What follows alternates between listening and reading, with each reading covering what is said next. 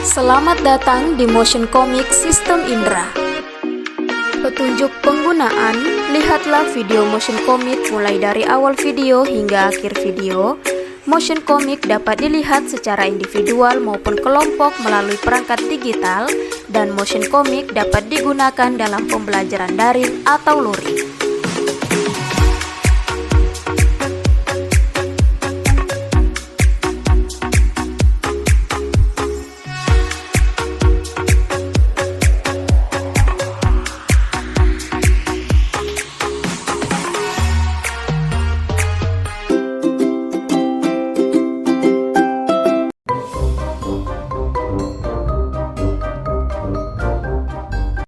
Di suatu sore hari, Adam beserta teman-temannya sedang berbelanja di sebuah supermarket.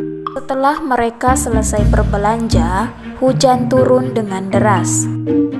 Wah, hujannya deras nih. Kita tunggu saja sampai reda. Tiba-tiba Dokter Eka menghampiri mereka. Hai anak-anak, kalian terjebak hujan juga? Ada Dokter Eka. Iya Pak, kami terjebak hujan. Iya Pak, dan cuacanya membuat kami menggigil. Tahukah kalian anak-anak bahwa menggigil itu merupakan kerjasama antara sistem saraf dengan sistem indera? Gimana caranya Pak? Sistem saraf digabungkan dengan sistem indera menjadi menggigil. Coba perhatikan seseorang yang sedang menggigil. Suhu dinginnya disebut rangsangan. Rangsangan ini akan diterima oleh kulit sebagai sistem indera kita. Selanjutnya rangsangan ini diteruskan ke sistem saraf, dan sistem saraf akan merespon rangsangan tersebut.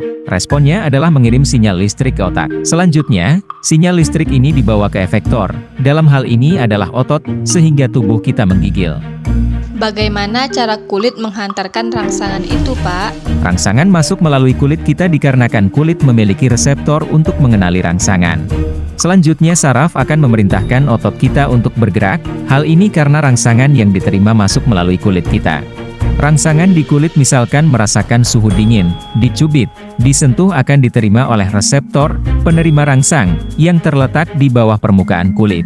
Rangsangan diteruskan ke saraf tepi. Rangsangan yang diteruskan ke saraf tepi selanjutnya masuk ke dalam susunan saraf pusat di sumsum tulang belakang. Rangsangan yang ke sumsum tulang belakang kemudian diteruskan ke atas sampai ke talamus. Pantas saja kita bisa menggigil. Ternyata kulit juga memiliki reseptor pengenal dingin. Tahukah kalian anak-anak bahwa rangsangan bukan hanya melalui kulit, tetapi bisa juga melewati mata, telinga, hidung, dan lidah.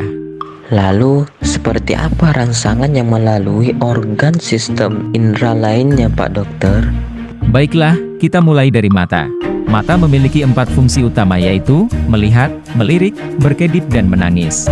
Semuanya dikendalikan oleh sistem saraf. Untuk itu mari kita lihat bagian-bagian mata. Bagian mata manusia paling luar adalah kornea, disusul oleh bilik depan, iris, pupil, lensa, sklera, koroid, retina, fovea centralis, vitreus, saluran hialoid, dan saraf optik. Reseptor pada mata terdapat di retina. Dan mekanisme kerja pada mata yakni cahaya memantulkan objek dan mengirimnya pada garis lurus menuju mata Anda. Selanjutnya cahaya akan melalui kornea, lalu menuju pupil dan diteruskan ke lensa mata. Dan kornea dan lensa membelokkan atau membiaskan cahaya agar difokuskan ke retina. Fotoreseptor pada retina mengkonversi cahaya menjadi gelombang elektrik. Gelombang elektrik melalui saraf optik menuju otak. Dan otak memproses sinyal-sinyal itu menjadi semua bayangan atau image. Organ dari sistem indera berikutnya adalah telinga. Coba perhatikan, di saat anak-anak Bapak dipanggil seseorang, maka anak-anak Bapak langsung menoleh ke sumber suara. Hal itu juga diatur oleh sistem saraf kita. Reseptornya adalah suara dan efektornya adalah tindakan menoleh.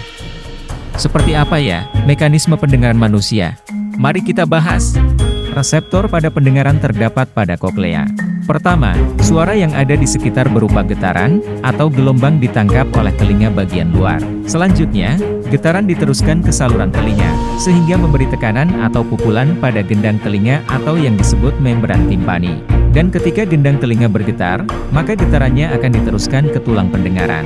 Tulang pendengaran akan memperkuat getaran ini dan mengirimkannya ke telinga bagian dalam. Dan, saat mencapai telinga bagian dalam, getaran akan diubah menjadi impuls listrik dan dikirim ke saraf pendengaran di otak. Otak lalu menerjemahkan impuls ini menjadi suara.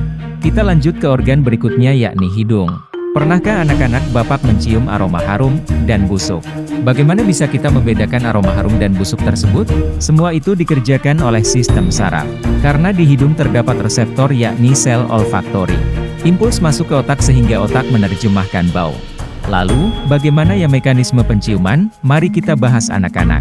Pertama, rangsangan atau bau harum busuk masuk melalui udara yang awalnya disaring oleh bulu-bulu hidung terlebih dahulu.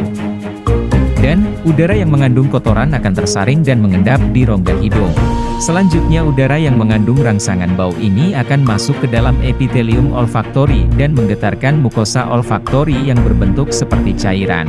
Rangsangan yang menggetarkan mukosa olfaktori disampaikan ke hipotalamus di otak. Dan, otak bagian korteks cerebrum akan menangkap bau, lalu diterjemahkan berdasarkan memori baru dalam otak untuk digunakan ketika mencium bau yang sama. Alat indera yang terakhir adalah lidah. Untuk itu, perhatikan penjelasan berikut ini.